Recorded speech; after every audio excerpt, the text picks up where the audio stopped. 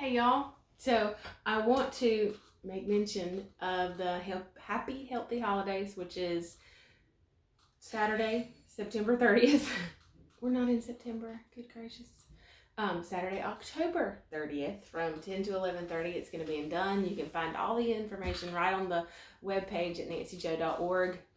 And it's just going to be a fun time of tips, tricks, and recipes of how to swap out some of our unhealthy ingredients for healthier options, and what a difference that makes just in the care and upkeep of our temple. So it's going to be a great morning. I have a good friend coming in to talk about whole foods, and we're just going to fellowship. It's going to be a great time to be together and kick off the holiday seasons, because my goodness, we're here. My Joseph has already asked when we're going to put up our Christmas tree, which is not right away. We're in October.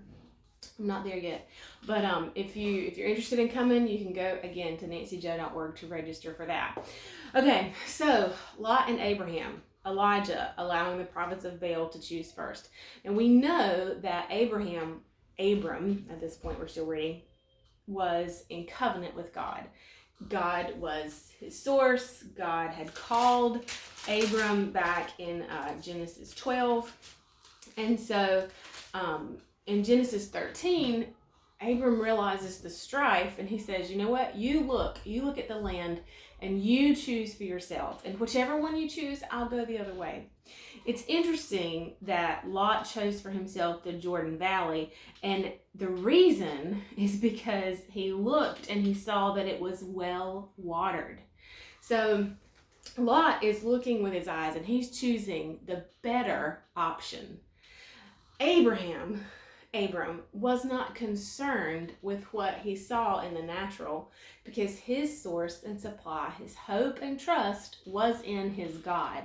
So much so that that's again why he, recognizing the strife, said, let there not be strife between me and you choose. So Abraham, not concerned about the outcome of what land he chooses, which we do not read, is great land. And so God comes and he tells Abram, I'm going to give you all this land. He says in verse 14, the Lord said to Abram after Lot had left him, lift up now your eyes and look from the place where you are northward, southward, eastward, and westward. For all the land which you see, I will give to you and your posterity forever. And I will make your descendants like the dust of the earth, so that if a man could count the dust, then could your descendants also be counted. Arise and walk through the land, the length of it and the breadth of it, for I will give it to you. Then Abram moved his tent and came and dwelt among the oaks or terebinths of Mamre, and which are at Hebron, and built an altar there to the Lord. And so Abram allowed Lot to choose first. I think that's just something that we, as followers of Jesus, as kingdom citizens, where the king is our source, that we need to remember. It does not matter what the other side chooses. It does not matter what choice they make, that we are in covenant with God. He is our source of supply. He can take the desert and turn it into an oasis when given the opportunity. That's just like with Isaac and the wells. You know, the Philistines came in, they took the wells. Everywhere Isaac went, he dug new wells. In a drought, he dug new wells. But that was the blessing on him, and him choosing to allow God to be his source, him knowing the God of his father. And so it does not matter which the world chooses, which may be beautiful to the eye. It makes no difference, because God is not bound to what we see. He is bound to the extent that we trust him, that we allow him to be God. And so Elijah in 1 Kings, when there's 450 prophets of Baal, and he says, and I only remain a prophet of God.